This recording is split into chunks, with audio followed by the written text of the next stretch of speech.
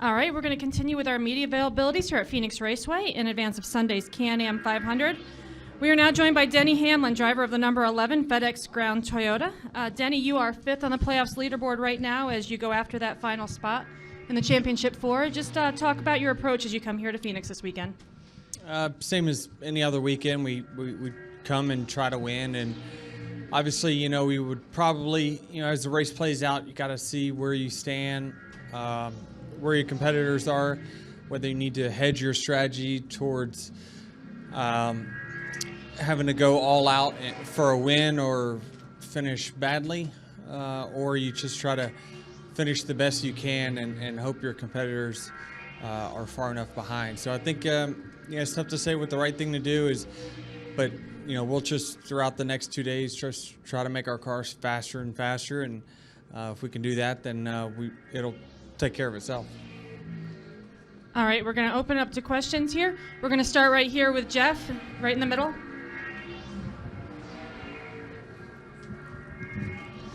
Jeff Gluck from jeffgluck.com. Denny, can you point your way in realistically, like straight up against Keselowski without him having trouble? Do you feel like through stage points and a finish you can get in just straight up that way?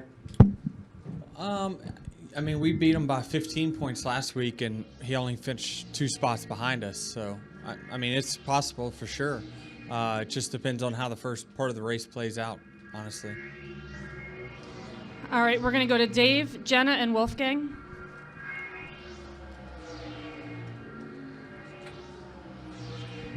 Dave Coleman, Milwaukee Journal Sentinel. Denny, you've been teammates with Matt for 5 years and certainly knew him for many years before. Do you have any great insight, any interesting stories, anything that I can use to embarrass him, anything like that? No, not really. He doesn't like to be embarrassed. So, he's just a great guy, and, it's unfortunate that he doesn't have a ride, and, he definitely deserves one, which is a shame. But, it's today's NASCAR world, it's just,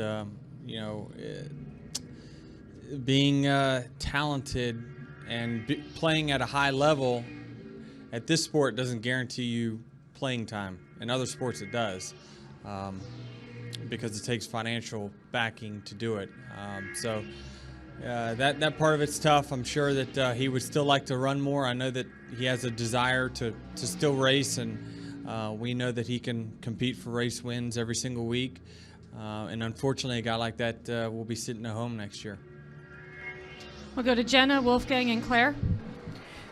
Denny, when you guys were putting together the stages last year and you were working with NASCAR and figuring out the kinks, did you guys know or was it expected that someone would clinch a spot in the finale based on what they could do through the regular season? I think we ran simulations, and obviously we didn't predict Truex winning like 40 stages or whatever he's won, because it's just an abnormal type year. You just don't see it that often. But in the end, you look at it and it's like, that guy should be rewarded. As long as he doesn't blow up and do something, to have 2 catastrophic races, why shouldn't he be part of the best 4 going to Homestead? And when you look at the cars that have clinched, it's probably been, other than the 42, the 3 other best cars throughout the entire year. So I think it's worked in that sense. I hate it for ourselves because we're performing at a high level through the playoffs, and we may not get rewarded for it, but it's meant to be a win and you're in type format. So we know that in the future, next year, whatever, not that we could really done anything more throughout the regular season, but it's so much more important to win races and get those bonus points. And trust me, I'd like to have my Darlington win back as well, because that was points left on the table. We'll go to Wolfgang, Claire, Bob. Denny, most of the time, or nearly every year here in Phoenix, the race is under very hot temperatures. Is this maybe an issue during the race? I think it's maybe easier for yourself and also for the machinery, for the equipment to run under cooler temperatures. I don't think that this racetrack is as temperature sensitive as other racetracks. we were just looking at notes about what to think about for qualifying, and I just don't think it changes that much. I don't know that this race track or this race in particular has been hard on equipment in years past. I think it's just about having a fast car. Go to Claire. Claire B. Lang, Sirius XM NASCAR Radio. With one person getting in and so many drivers trying into that final spot, how crazy do you think it will be at the end? And what sort of judgment calls do you think you'll all have to make? And where do you determine that line is? I think, the interesting things that could play out is teammates staying out or pitting, things like that possibly could put you behind. Who knows how it's going to turn out? I mean, honestly, there's 5 of us that probably feels like we need to, or there's 4 of us that need to feel like we need to win to get in. Like I say, until the first half of the race plays out, we don't know what we need to do. I think we'll have a better idea after those first 2 stages. But then I think, it's what strategy do you take for that final restart? Do you stay out or do you pit? It definitely has a potential to be pretty crazy on restarts, knowing that you have some agendas out there that will be a win or nothing. Given what you've been through recently, how far do you go? Where's that line? You do everything you can. I mean, I sensed how important it was in the first race of this round, much less the last race of this round. So I don't know, how much different you would do. I mean, you try to do everything you can to win. I mean, it's you try it. There's several different ways to do it. I mean, we've seen anywhere from guys just winning races to something like Ryan Newman did with 1 lap to go a few years ago. I mean, it's drivers become desperate when you know that this could be your final lap contending for a championship. We'll go to Bob and then Mike and Chris. Bob Pockris, ESPN. Do you feel like you have a car that can win after a practice, and maybe when during the race will you know whether you can potentially dictate your own strategy as far as going for the win? So far from what I've seen, I think we have a car that can win. I think that we had a very good practice today. We didn't spend much time in qualifying trim, but when we did, we went straight to the top. So I think that definitely the car has good speed in it. We still got some work to do in race trim, but we're pretty close to where I need it to be. But yeah, I mean, we honestly need to see how many points the 2 car gains at the beginning of the race. I mean, that's really the key for us knowing where our strategy goes for the second half of the race. We'll go to Mike and then up here to Chris. Mike Hembry, USA Today. This is not really a big track, but it's not Martinsville either. Is it still a situation where, though, kind of anything goes on the last lap or 2?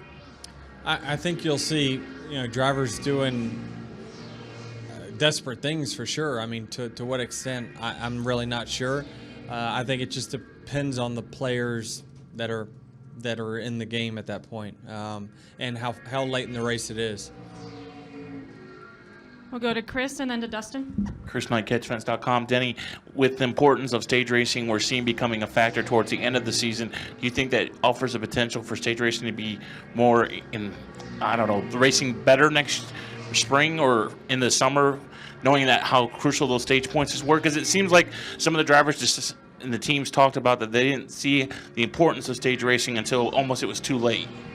Well, I knew that we did everything we could to get stage points because we wanted to be as high in the regular season points as possible. So we are always trying to gain stage points.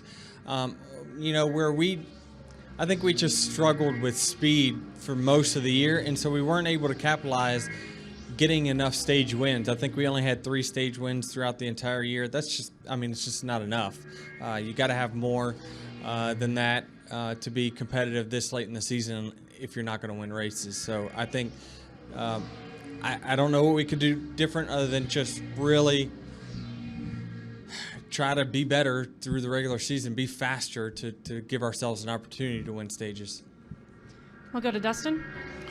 Dustin Long, NBC Sports. Last year in this race, with about 50 laps to go or so, Mike kept you out. You didn't pit when everybody else did, so you had to try to hold people off on older tires. How challenging is that to do here? This is the same tire. Could you do it? And I know everything's circumstantial, but could you do it and have better success this time around if put back in that situation? Well, the 31 car won the race on that strategy. He had the proper amount of cars behind him to make it work. Things worked out perfectly in turns 1 and 2 for him, or the 42 and maybe the 17 got into each other. They gave him enough gap, but I don't know. The reason we had to stay out at that time is we had a flat tire and lost all of our track position with 100 to go. So we had to do something to get that track position back, and that's why we stayed out. I thought it actually worked pretty good. Once things leveled out, I think we stabilized 7th, 8th position, somewhere in that range. But we certainly had a winning car here in the spring. We just got bugged with flat tires. We had one in qualifying, one right towards the end of the race, and that kind of dictated our strategy. So I think you try to run as fast as you can, lead every lap you can for the first part, see where you stand, and then work your strategy off that. We're going to wrap up with Jonathan.